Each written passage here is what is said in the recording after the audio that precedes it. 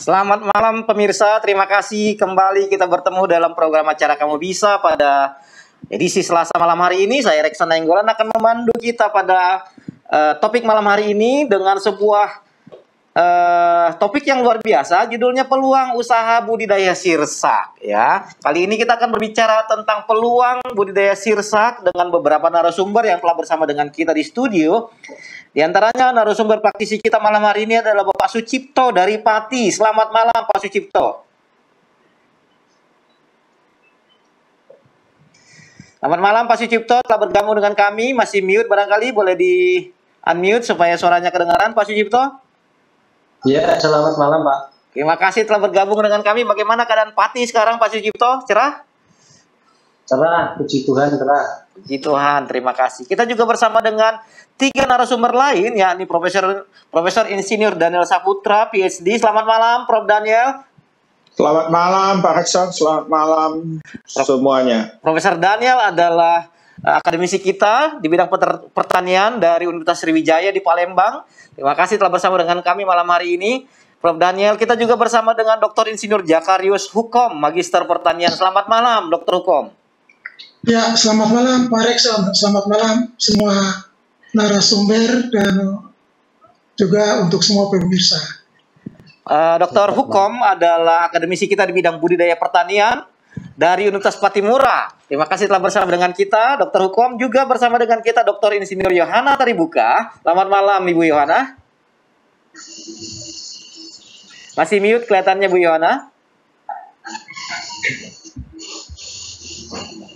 Terima kasih, selamat malam Pak Rektor, selamat malam pemirsa, selamat malam para narasumber sekalian. Baik, terima kasih.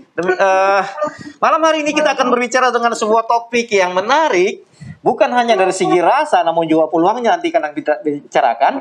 Bersama dengan kita ada Bapak Sucipto dari Pati yang merupakan petani sirsak, ya. Dan malam hari ini kita akan berbincang dengan beliau, namun kita akan awali perbincangan kita dengan sebuah tayangan yang menceritakan kegiatan budidaya sirsak yang dilakukan oleh Pak Sucipto di Pati. Kita lihat melalui tayangan berikut.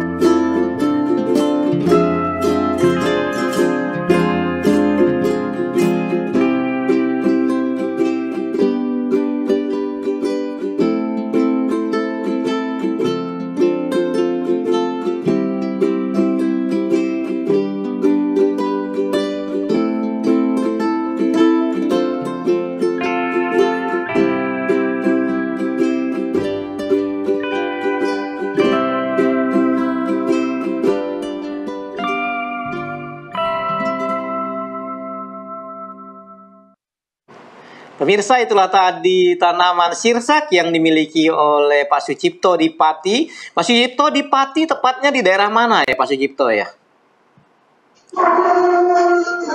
Di perbukitan Kendeng Kecamatan Sukolilo. Oke. Pak Sucipto itu ada berapa luas tanaman sirsak yang telah Bapak sedang usahakan sekarang?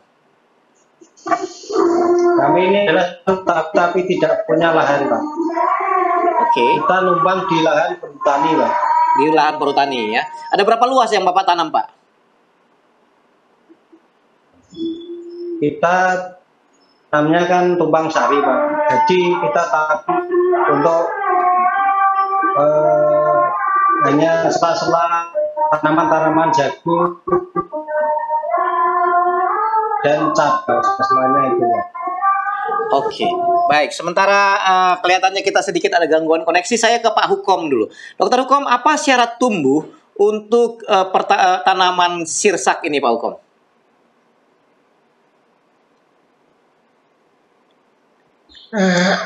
Memang tanaman sirsak ini adalah tanaman buah yang masih belum mendapat perhatian di Indonesia.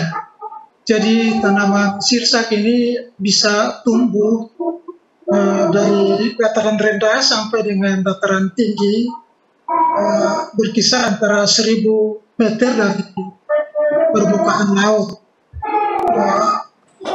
Biasanya tanaman ini introduksi dari jenis tanaman tropis dari Amerika Selatan dan Tengah, kemudian menyebar ke Filipina dan masuk dan berkembang ke daerah Asia Tenggara sampai ke Indonesia.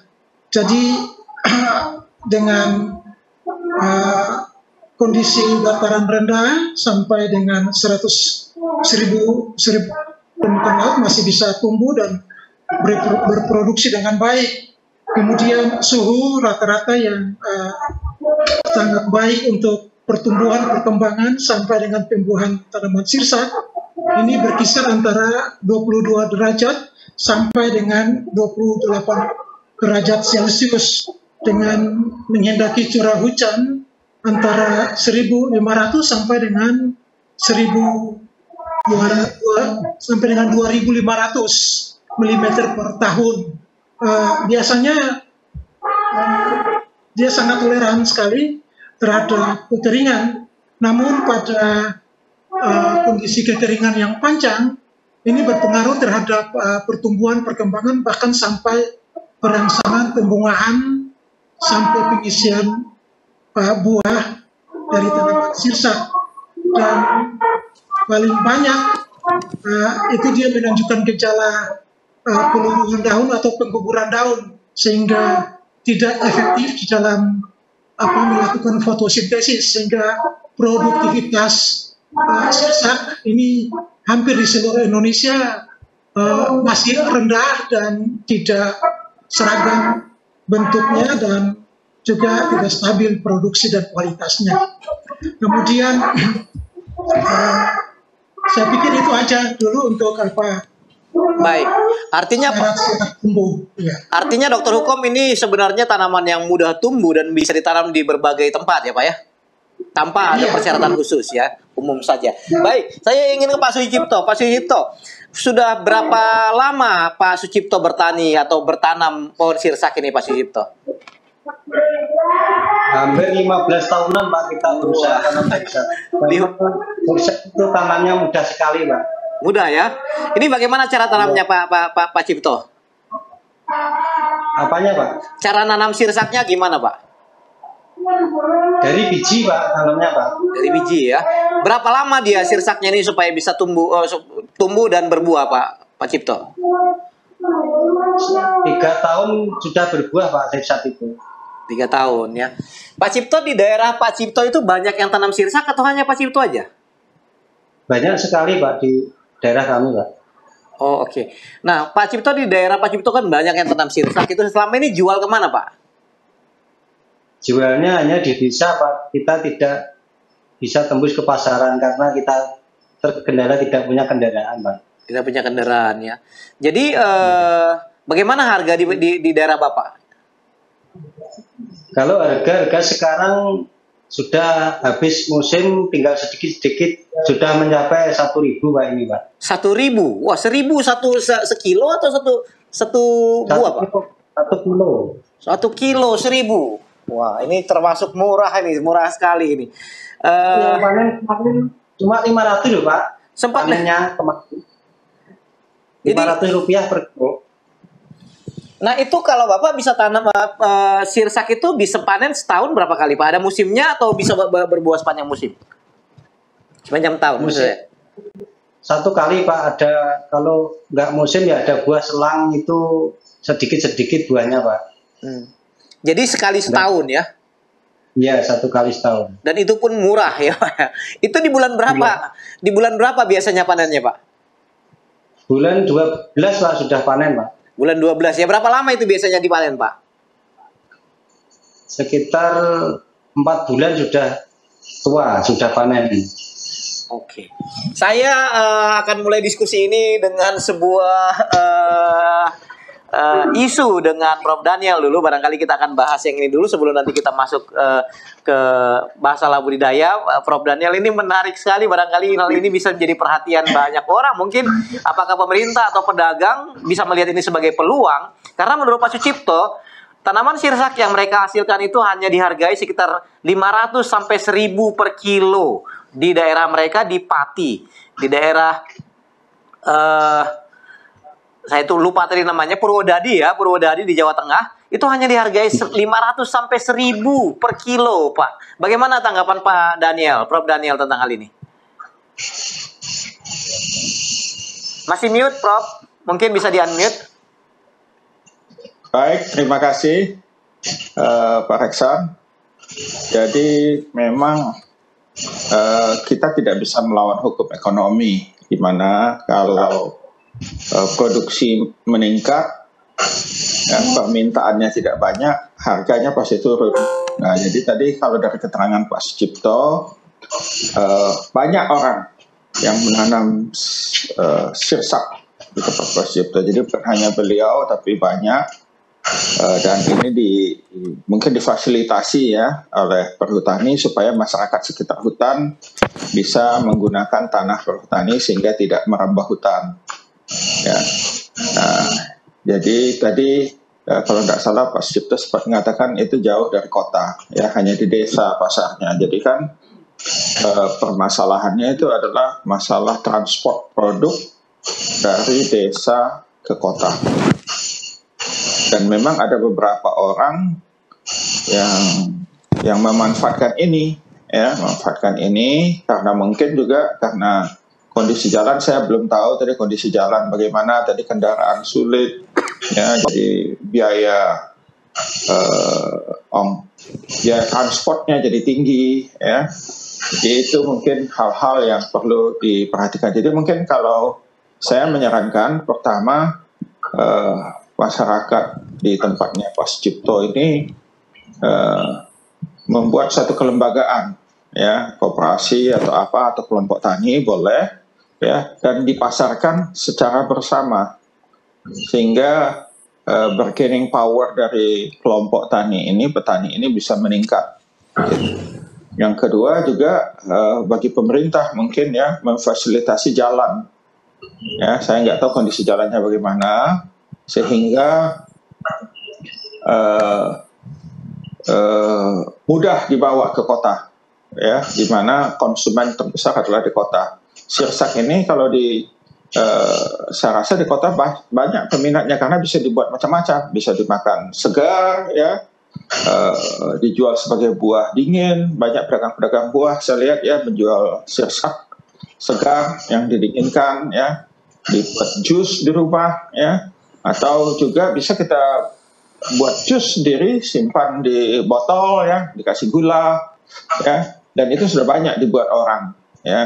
Jadi ini, atau juga di daerah Pak Sucipto ini mungkin pemerintah bisa membuat suatu objek wisata, ya, karena ini kan kalau nggak salah tadi di Pati ini sudah daerah agak ke arah pegunungan kalau nggak salah, ya. Jadi arah pegunungan bisa dibuat pemandangan atau objek wisata sehingga banyak orang datang ke sana. Nah, produknya Pak Sucipto bisa dibeli oleh para pendatang. Ya, jadi ini masalahnya adalah suplai banyak, tetapi permintaannya rendah. Ya, permintaan rendah mungkin karena transport, ya, karena jauh dari kota. Ya, jadi masalah klasik sebetulnya ya, masalah klasik yang dihadapi petani. Petani sudah berusaha di desa, tetapi tidak bisa menjual produknya karena tidak ada kelembagaan atau tidak ada fasilitasi yang membawa produk mereka ke kota. Ya, jadi itu yang berpeluang besar kenapa harganya rendah, karena pembelinya tidak banyak. Terima kasih Pak. Baik, terima kasih Pak Sucipto. Ini tadi Pak Prof Daniel mengatakan perlu dibuat apa semacam koperasi atau sebuah usaha atau apalah gitu ya untuk membantu pemasaran Pak. Kalau memang harganya di desa sangat murah seperti itu, barangkali boleh dijual mungkin ke kota terdekat. Apakah atau barangkali juga boleh dikirim ke Jakarta dengan harga yang jauh lebih baik. Pak Sucipto, satu kali panen di sana itu kira-kira bisa berapa banyak yang bisa disuplai seandainya misalkan ada yang tertarik, pemirsa, dengan peluang, menurut saya melihat ini sebagai sebuah peluang untuk membantu para petani sirsak yang ada di desa, apa tadi nama desanya Pak? Pak Sucipto? Orang Paring desanya. Ya, di sekitar Pati, boleh menghubungi kami di melalui nomor telepon yang ada di layar saudara atau melalui Facebook atau YouTube channel yang ada di layar saudara. Barangkali kita akan bisa hubungkan para petani sirsak yang ada di sekitar Pak Sucipto dengan kebutuhan pasar yang sebenarnya sangat luas di Jakarta. Saya lihat ini sebuah peluang usaha juga, sehingga dengan demikian kedua belah pihak, baik petani sirsak maupun pedagang sirsak dan konsumen sirsak tentunya sebagai penikmat akhir dari tanaman ini akan dapat sama-sama mendapatkan keuntungan tentunya. Baiklah, saya ingin diskusi sedikit tentang budidaya dulu sedikit ke Pak Cipto nih ya. Pak Cipto, ini tadi Bapak katakan 3 tahun ya Pak ya berbuah itu. Sudah Bapak katakan tadi sudah 15 tahun. Ini bisa berbuah sampai berapa lama Pak Cipto? Kalau sirsak itu sekitar umur 30 tahun sudah mati Pak. Oh, sampai 30 tahun ya, berarti bisa produksi sampai 25 tahunan ya. Lalu ya, kemudian Pak Cipto tadi katakan ini ditanam bersama dengan tanaman lain ya, berarti dia bisa menjadi tanaman sela ya. Nah, artinya apakah sulit nggak tanam sirsak ini Pak? Maksudnya budidayanya, menjaganya, merawatnya sampai kemudian hasilnya. Walaupun tadi kita bicara hasilnya sebenarnya peluangnya besar, tapi masih petani sirsak di daerah Bapak masih belum menikmati begitu besar hasilnya, yang tentunya akan menjadi sebuah PR bagi banyak kita sekarang ini. Nah sekarang untuk menanamnya itu sendiri, setelah Bapak tanam kan berbuah dalam 3 tahun, dalam perawatannya itu sulit nggak Pak? Masalah apa yang sering Bapak hadapi selain masalah harga tadi? Sangat mudah perawatannya Pak. Sangat mudah ya? Iya. Apakah itu perlu dipupuk atau disiram atau apa? Enggak perlu disiram Pak. Kalau musim kemarau itu kan nggak ada air. Jadi ya masih tetap hidup. Kalau musim penghujan baru kita pupuk sedikit-sedikit lah pakai Posca itu yang warna merah, pupuk merah. Oke. Nah, kalau tadi pertanyaan saya, kalau seandainya satu musim itu, kalau di daerah Bapak ini, siapa tahu ada pemirsa kita yang kemudian tertarik untuk kemudian memanfaatkan peluang harga yang cukup rendah di tempat Bapak itu untuk dibantu dan kemudian dijual. Satu kali, kalau pada musim berbuah itu Pak, itu bisa berapa ton yang bisa diambil dari sana Pak? Dari sekitar Bapak, selain punya Bapak? Banyak Pak. Satu kali panen itu ya ada sekitar 1 ton lebih lah, satu kampung kami itu. 1 ton itu punya Bapak aja atau ikut punya orang-orang Pak? Yang lain-lain itu Pak, kalau sekali petik itu 1 ton lebih Pak. Begitu ya, 1 ton ya, cukup banyak ya. Baik, Pak Cipto, itu ada berapa keluarga di daerah Bapak yang juga ikut melakukan budidaya sirsak ini Pak? Ada sekitar 100 keluarga Pak. Ya ada yang punya dikit, ada yang banyak gitu loh Pak. Okay. Ada 100 keluarga. Oke. Baik, terima kasih. Tapi artinya selama ini Bapak ini karena di tanaman selai ya masih mendapat hasil lebih banyak itu di luar tanaman sirsak ini Pak ya. Tanam apa selain tanaman sirsak itu ditanam berbarengan dengan tanaman apa aja Pak? Kita tanam jagung, cabai, itu Pak. Jagung sama cabai. Jagung sama cabai ya. Saya ingin ke Dokter Hukum. Dokter Hukum, ini tadi Pak Cipto mengatakan beliau ini tanam sirsak dan panen setahun, kadang-kadang katanya ada sedikit-sedikit di sela-sela 1 tahun itu ada hasilnya sedikit. Apakah memang tanaman sirsak ini hanya berbuah bisa diharapkan sekali dalam semusim, dalam 1 tahun, semusim dalam 1 tahun, atau memang bisa ada teknik budidaya lain yang untuk membantu para petani ini sehingga dapat menghasilkan di luar tadi atau lebih banyak dari yang disebutkan oleh Pak Cipto tadi Pak? Boleh dibantu? Ya, baik Pak Rekson. Jadi kita tahu bahwa tanaman sirsak ini adalah jenis tanaman yang berbuah sepanjang tahun. Jadi kalau petani memperhatikan cara-cara bercocok tanam khususnya untuk tanaman buah sirsak dengan tepat dan benar, otomatis tanaman sirsak akan memberikan buah tanpa batas. Nah, cuma kendalanya bahwa hampir semua jenis tanaman buah itu menghendaki irigasi atau pengairan yang memang harus cukup. Karena kalau tidak cukup air yang tersedia, makanya tanaman itu menjadi stagnan. Khususnya untuk tanaman sirsak akan menggugurkan daun karena dia menyesuaikan diri dengan kondisi iklim teristimewa, kondisi kering pada tanah di mana tanaman sirsak ditanam. Nah, oleh karena itu perlu ada penambahan pengairan pada saat musim kemarau yang agak panjang. Kenapa sampai demikian? Karena kalau itu dibiarkan kering terus, dia merontokkan daun, itu nanti proses fotosintesis itu berjalan tidak normal atau terhambat, sehingga hasil fotosintat yang berupa sukrosa maupun senyawa-senyawa biokimia yang lain yang dibutuhkan untuk proses pertumbuhan, kemudian pembungaan, sampai dengan pembentukan buah yang normal, itu tidak akan nanti didapatkan. Lalu banyak buah yang kecil, bentuknya kisut, tidak normal, dan teristimewa, rasanya itu tidak manis, artinya tawar atau asam, tergantung dari varietas. Nah, itu untuk buah, apalagi buah sirsak ini adalah buah yang memang sangat penting sekali sebagai buah meja dan mendukung imunitas tubuh. Dan sudah banyak sekali informasi-informasi yang mengatakan bahwa tanaman buah ini adalah potensi untuk bisa menyembuhkan berbagai macam penyakit-penyakit yang berbahaya, khususnya untuk kanker, karena ada senyawa itu Annonaceus, ada satu senyawa yang namanya Annonaceus acetogenin, itu yang bisa menghambat perkembangan sel kanker. Itu terdapat pada buah, tapi buah yang berkualitas.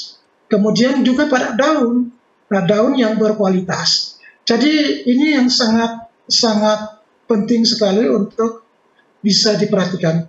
Kalau seandainya mau untuk tanaman buah itu sirsak ini berbuah sepanjang tahun, berarti ada 2 hal yang harus diperhatikan utama selain dari faktor-faktor pertumbuhan yang lain. Kalau untuk sinar matahari, saya pikir sudah tidak ada masalah. kemudian untuk faktor CO2 tidak ada masalah, oksigen tidak ada masalah.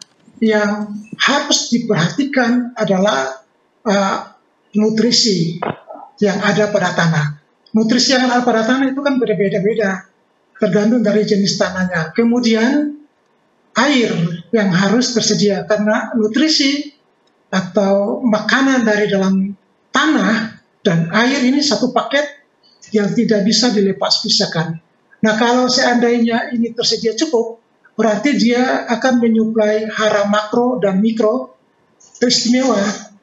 Pembentukan pucuk, daun segar, fotosintesis berjalan bagus, dan pada setiap musim itu terjadi penyerapan hara-hara makro dan mikro yang nanti bisa berfungsi sebagai stimulator untuk pembentukan bunga dan buah seterusnya. Itu tiap saat, tiap tahap sampai pada masa pembungaan. Nah, salah satu hal yang sangat perlu diperhatikan, kenapa sampai produktivitas dan kualitas sirsak ini rendah? Itu disebabkan karena salah satu adalah masalah penyerbukan. Jadi kalau bunga sudah tidak terbentuk, umpamanya penyerbukan terhambat karena itu masaknya putik. Itu lebih duluan dari masaknya serbuk sari, munculnya mekarnya serbuk sari, sehingga kalau diharapkan itu penyerbukan dari alam yang dilakukan oleh serangga, maka tidak berpengaruh yang terlalu nyata terhadap pembentukan buah, karena nanti akan mendapatkan banyak buah yang kisut. Tapi kalau seandainya itu dipelihara dengan baik, diberi nutrisi untuk perangsangan serbuk sari, bunga jantan itu bagus dan bunga betinanya bagus, nah itu bisa dilakukan dengan penyerbukan buatan, lalu kita bisa nanti mendapatkan buah-buah yang bentuknya bagus dengan kualitasnya yang bagus. Jadi intinya ini, nutrisi berpengaruh. Nutrisi mau tersedia, berarti harus ada dan tersedia. Mungkin seperti itu Bapak, kalau bisa mau mendapatkan hasil sepanjang tahun, harus dipelihara secara intensif. Baik, nanti saya akan masih ke Pak Hukom. Pak Sucipto, menurut Pak Hukom itu bisa berbuah sepanjang musim loh Pak. Hanya 2 tadi, pengairan ya. Memang masuk akal kalau seandainya misalkan tidak diairi dengan baik, lalu kemudian sempat gugur hanya untuk menumbuhkan menumbuhkan daun saja, nanti dia akan butuh waktu. Lalu kemudian daun itu baru membuat buah juga akan butuh waktu. Jadi menurut Pak Hukom tadi kalau boleh diusahakan supaya pengairan cukup sehingga proses gugur daunnya tidak terlalu lama. Dan juga tadi masalah pemupukan ya Pak Hukom ya, itu juga boleh dilakukan dengan lebih baik sehingga sepanjang tahun. Tapi saya tadi menarik tentang penyerbukan yang disampaikan oleh Pak Hukom. Pak Sucipto, apakah Pak Sucipto selama ini melakukan penyerbukan membiarkan begitu saja, atau juga melakukan ada intervensi penyerbukan manual Pak? Dengan manusia belum ya? Ya, kita biarkan aja Pak, nggak pakai penyerbukan, nggak pakai pengairan, nggak pernah, karena di tempat kami sulit air Pak. Kendalanya sulit air Pak.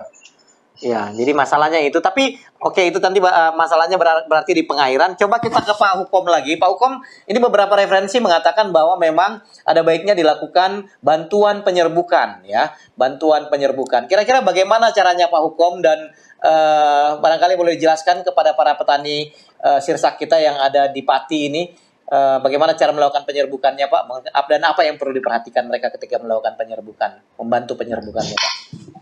Ya, Pak Rexon, terima kasih. Jadi penyerbukan akan berlangsung apabila bunga itu tumbuh dengan subur. Jadi bunga itu di dalam bunga sirsak itu kan terdapat bunga jantan dan bunga betina, atau yang serbuk sari dan putik. Jadi kalau memang kondisi kering, nutrisi tidak tersedia, bunga tidak terbentuk, ataupun bunga terbentuk akan gugur biasanya. Oleh karena itu kita harus memberikan pupuk nutrisi yang baik sesuai dengan kebutuhan tanaman, dan memang sudah ada rekomendasi dari Dinas Hortikultura Pengembangan Tanaman Buah Itu nanti dibaca petunjuk-petunjuknya itu untuk rekomendasinya berapa, tapi tidak bisa kita mengikuti dosis anjuran. Harus Bapak tahu, Bapak punya kondisi lahan di sana, itu kondisi tanahnya punya kandungan hara makro mikro itu berapa banyak. Lalu Bapak bisa memberikan pemupukan, baik itu pupuk organik, karena pupuk organik baik untuk menciptakan kesuburan fisik dan biologi tanah, tetapi harus dianalisis supaya bisa ketahui berapakah hara makro dan mikro, baik yang sudah ada dari dalam tanah maupun dari pupuk-pupuk organik yang diberikan. Nah, Bapak dapat rekomendasi itu, kemudian berapa yang akan ditambahkan sesuai dengan kebutuhan tanaman sirsak.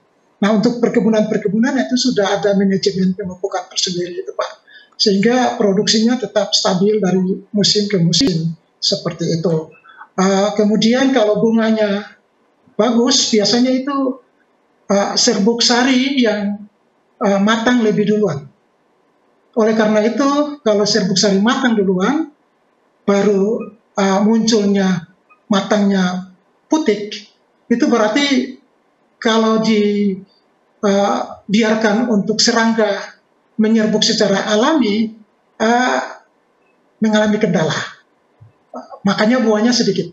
Ya. Tapi kalau ingin buah banyak, itu kita ngambil serbuk sari, ditumpuk, diambil serbuk sari, itu dimasukkan pada seperti tempat atau wadah yang memang aman, seperti botol dibilang botol film, roll film itu, atau ada juga botol-botol yang sudah banyak, itu diambil, itu Bapak bisa ambil serbuk sari itu, disimpan di situ.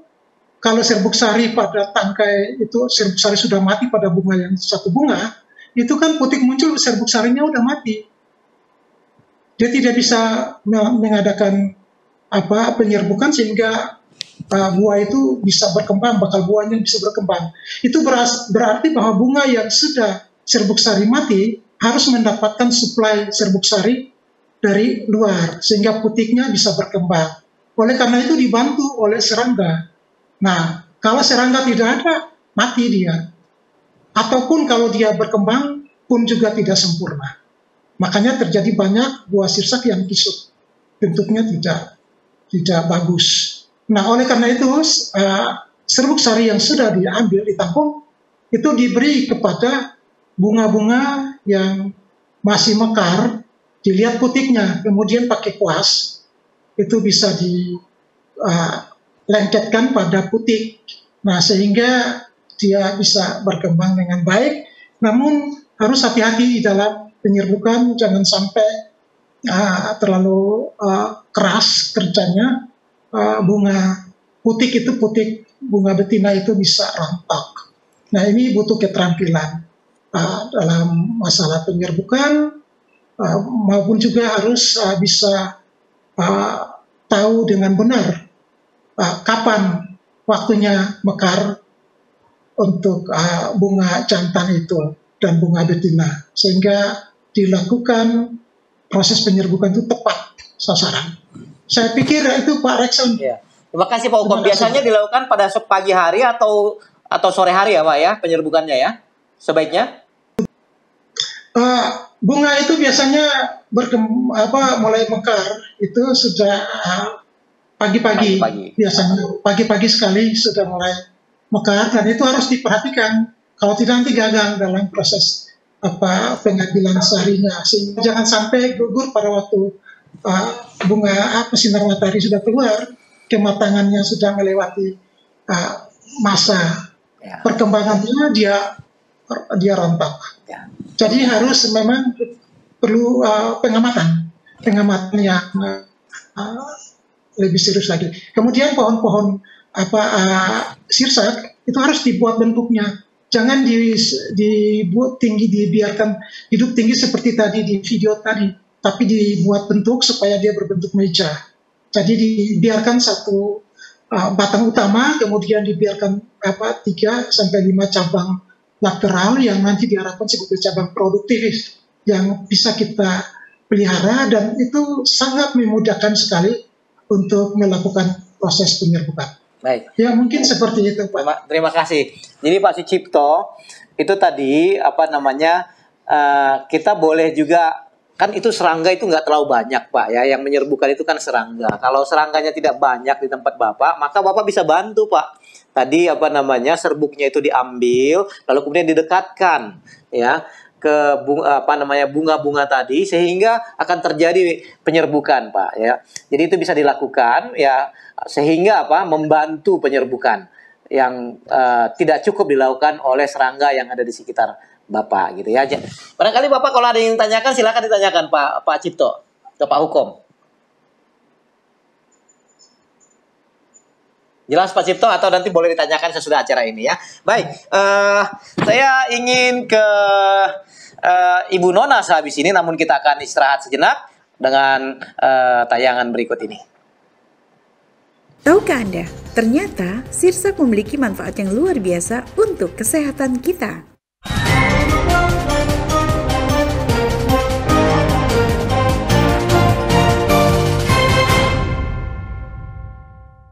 Buah yang memiliki rasa yang khas, sedikit asam, dagingnya kenyal, berwarna putih, dan menyegarkan.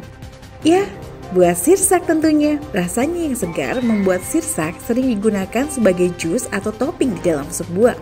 Selain rasanya yang menyegarkan, sirsak memiliki manfaat dan khasiat untuk kesehatan. Berikut 5 manfaat sirsak untuk kesehatan. Yang pertama, antibakteri. Berdasarkan penelitian dari International Journal of Molecular Science, sirsak telah lama menjadi pengobatan tradisional di daerah Amerika Latin dan Amerika Selatan. Sirsak memiliki sifat antiparasit dan antibakteri yang dapat melindungi tubuh dari infeksi parasit. Untuk mendapatkan manfaat sirsak sebagai pelindung dan infeksi parasit, Anda bisa mengkonsumsi buahnya secara langsung. Bisa juga dengan merebus daun sirsak lalu minum selagi hangat.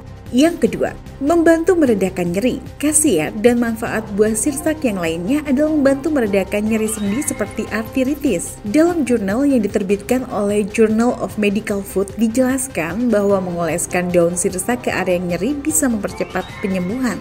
Daun sirsak memiliki sifat menenangkan dan anti-inflamasi atau anti radang, sehingga bisa dimanfaatkan sebagai obat oles atau topikal pada bagian yang nyeri.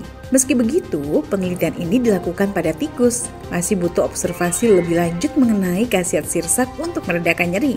Selalu konsultasikan ke dokter untuk masalah kesehatan Anda, termasuk dalam penggunaan obat herbal. Ketiga, menurunkan tekanan darah. Sirsak bisa dijadikan sebagai obat tradisional untuk menurunkan tekanan darah. Sebuah penelitian yang dilakukan Universitas Gadjah Mada menunjukkan bahwa suplemen yang terbuat dari daun, ekstrak, dan biji sirsak mengurangi penurunan kadar LDL dalam tubuh. LDL adalah low density lipoprotein atau dikenal sebagai kolesterol jahat. Mengkonsumsi sirsak juga bisa menurunkan kadar trigliserida yang tinggi dibandingkan dengan orang yang tidak makan sirsak. Keempat, kesehatan kulit. Penelitian yang ditulis dalam International Journal of Pure and Applied Bioscience, biji sirsak dapat digunakan sebagai penyegar untuk kulit. Riset dilakukan dengan cara menghancurkan biji dan buah sirsak dan ditempelkan pada kulit. Cara tersebut bisa menenangkan tekstur kulit. Sirsak memiliki manfaat dan khasiat dalam mengurangi garis-garis kerutan serta mengurangi gejala penuaan kulit. Antioksidan dalam sirsak mampu meremajakan kulit dan melindungi kulit dari infeksi bakteri. Kelima, mencegah penyakit kanker. Sebuah penelitian dilakukan oleh BMC Complementary and Alternative Medicine. Hasilnya, sirsak mengandung turunan asam lemak yang disebut dengan Anoceus acetogenes. Senyawa ini dapat dikaitkan dengan pencegahan kanker dan pengurangan ukuran tumor. Selain itu, kandungan dalam sirsak dapat dimanfaatkan sebagai alternatif untuk pengobatan kanker. Acetogenes dalam sirsak diduga dapat memotong perkembangan sel yang tidak normal dari aliran darah. Sirsak sering dikaitkan sebagai salah satu pengobatan untuk kanker payudara, prostat, dan paru-paru. Meski begitu, penelitian masih dilakukan dalam tabung di laboratorium, belum di dalam tubuh manusia. Maka, perlu penelitian lebih lanjut untuk melihat khasiat sirsak pada penderita kanker. Itulah kelima manfaat sirsak untuk kesehatan versi Hope Channel Indonesia. Sampai ketemu di Tahukah Anda selanjutnya.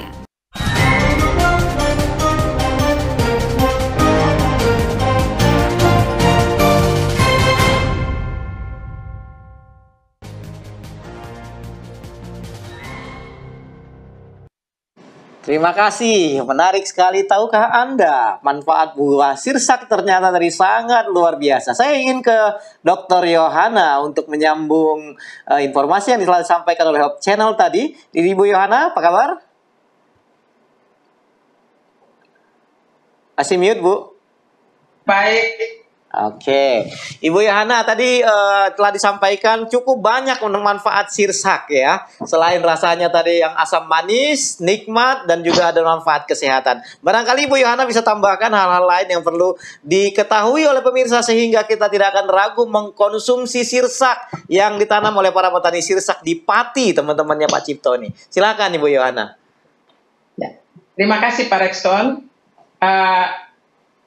Seluruh tanaman sirsak itu bermanfaat sekali baik bagi tanaman maupun khususnya bagi manusia. Jadi jangan segan-segan untuk mengkonsumsi baik daun maupun buah sirsak. Tadi sudah dijelaskan di iklan Hope Channel bahwa buah sirsak itu sangat bermanfaat, daunnya juga. Nah, beberapa metabolit sekunder yang terkandung di dalam senyawa yang terkandung di dalam daun sirsak itu ada senyawa acetogenin, antara lain itu artemisinin, bulatacin, dan squamosine. Nah, ini sangat berguna sekali untuk menurunkan tekanan darah maupun sebagai anti nyeri dan lain-lain, itu khusus untuk manusia. Tetapi daun sirsak ini juga bisa digunakan sebagai pestisida nabati, di mana daun sirsak ini dia mengandung zat kimia antara lain flavonoid, saponin, dan steroid. Nah, pada konsentrasi-konsentrasi tertentu itu dia bisa berfungsi, artinya zat-zat yang terkandung di dalam daun sirsak ini dapat berfungsi sebagai racun perut ataupun juga untuk mengurangi nafsu makan dari serangga, sehingga bisa digunakan sebagai pestisida nabati. Nah, itu beberapa atau pestisida organik dengan menggunakan daun.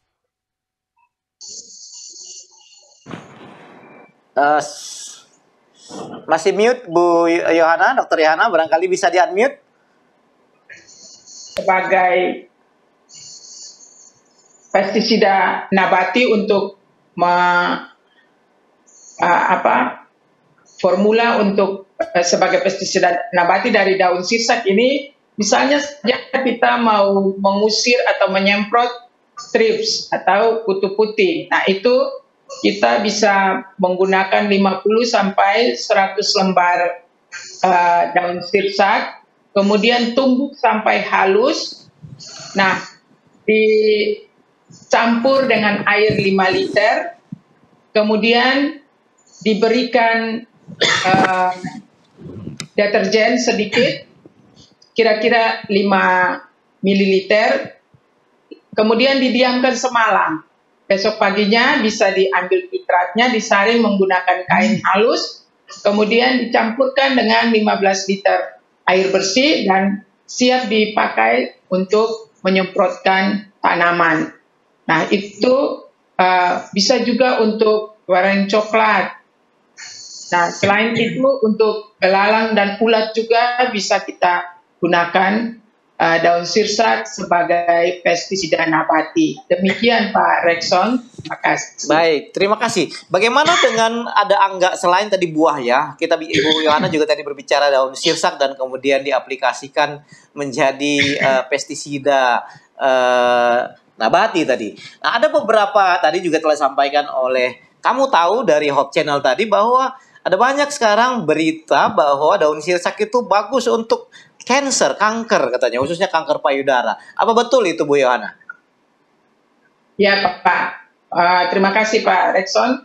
Jadi ramuannya itu bisa digunakan sebagai anti kanker juga, karena daun sirsak itu ada senyawa yang tadi saya sudah katakan, ada squamosine, kemudian balaktisin, kemudian asimisin itu. Nah, kemudian ada steroid, saponin, flavonoid. Nah, itu bisa di kandungan-kandungan senyawa inilah yang bisa digunakan, yang terkandung di dalam daun sirsak yang bisa digunakan sebagai obat luar. Jadi bisa sebagai rebus juga, direbus, diminum. Tetapi harus diperhatikan dosisnya. Karena kalau terlalu banyak juga bisa menyebabkan itu kita bisa pusing. Karena jadi kalau kita minum harus dengan kalau tekanan darahnya tinggi, kita harus tensi darah dulu, kemudian baru kalau selesai minum harus di tensi lagi supaya kita jangan terlalu drop darahnya sehingga nanti bisa pusing. Kemudian itu tadi seperti dikatakan untuk anti cancer itu memang benar. Nah, itu bisa direbus ataupun bisa digunakan misalnya saja menjadi obat tempel dari luar, obat luar, ditempelkan pada misalnya pada kanker payudara, itu bisa ditempelkan. Nah, itu beberapa penelitian yang sudah dilakukan yang kita bisa baca di jurnal-jurnal. Makasih Pak Rekson. Baik, terima kasih Bu Yana. Pak Sucipto selama ini pernah jual daun sirsak, Pak Sucipto ada yang minta daun sirsak untuk obat selama ini? Kalau jual nggak pernah Pak, kalau ada yang minta banyak. Oh iya. Kemarin teman membutuhkan. Oh, Oke. Jadi sejauh ini hanya untuk ambilan ini ya. Baik, saya ke dokter hukum nih. Dokter hukum, ini tadi kita telah mendahului diskusi kita tentang harga ya katanya ya. Ini kita kelihatannya harus memberikan masukan-masukan baik kepada para petani sirsak itu sendiri maupun pada stakeholder lain yang memperhatikan tayangan kita dan kemudian terpanggil untuk melakukan sesuatu bagi para petani kita di sana. Dokter hukum, itu harga tadi itu betul secara hukum ekonomi kalau lagi banyak yang murah gitu ya, kalau sedikit kemudian mahal gitu. Untuk itu dokter hukum berarti di sini kan timing pada saat penjual itu sangat menentukan harga. Dan tentunya harga ini akan mempengaruhi pendapatan petani. Nah, kira-kira apa yang bisa dilakukan oleh para petani sirsak tadi ini? Mungkin selain tadi pilihannya adalah tidak menjual buah sirsak itu pada saat harga rendah ya, pada saat harga rendah. Apakah ada teknik atau rekayasa tertentu yang memungkinkan petani sirsak ini untuk menjual sirsaknya dengan harga yang lebih baik, Pak? Misalkan dengan merubahnya menjadi minuman yang diawetkan, dikalengkan, sirup, dodol, dan lain-lain. Barangkali Bapak bisa memberikan masukan kepada para petani sirsak kita di Pati, di Purwodadi, di Jawa Tengah ini, Pak. Iya, baik Pak.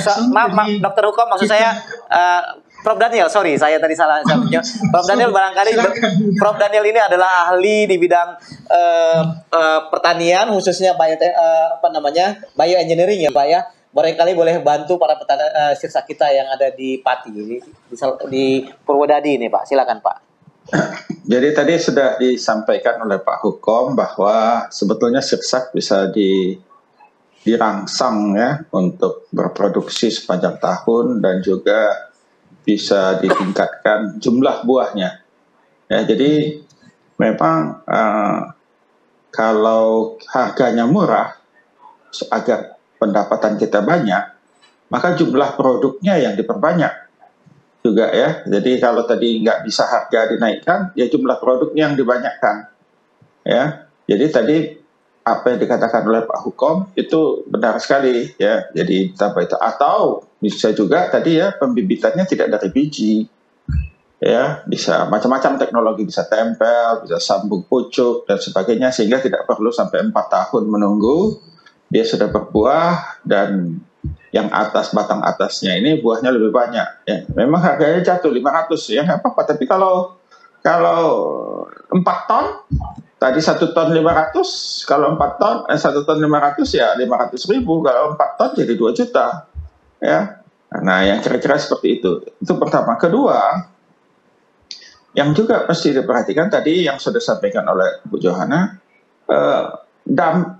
produk turunan dari sirsak, ya. Produk turunan dari sirsak ini, daunnya ini di beberapa tempat sudah dikeringkan, ya, dikeringkan, kemudian dijual seperti seduhan, Pak, ya.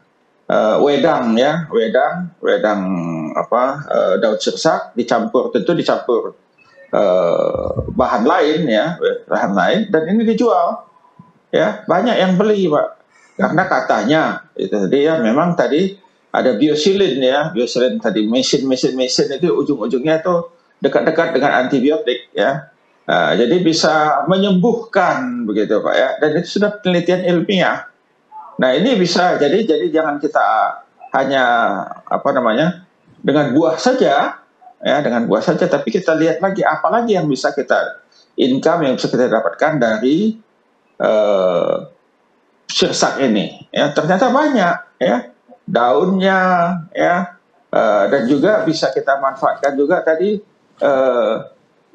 buahnya ini diolah dulu, ya, bisa diolah, ya. Yang paling mudah sih buat jus, ya, buat jus, dan dengan teknologi yang sederhana direbus sudah begitu rupa sehingga dia dicampur gula, dia bisa lebih awet, bisa tahan lama, ya, bisa dijual ke tempat yang lebih jauh, ya, atau juga diolah, ya, dia belum masak tapi sudah tua, ya, belum matang tapi sudah tua, diiris bisa dijadikan keripik, ya, keripik sirsak, ya. Di beberapa tempat sudah ada yang membuat seperti itu, keripik sirsak, ya.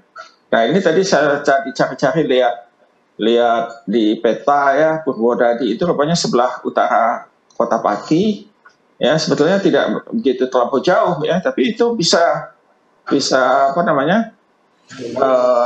dipasarkan lah, ya. Memang perlu usaha, ya, perlu upaya untuk membawa produk kita ini ke kota, ya, ke kota. Jadi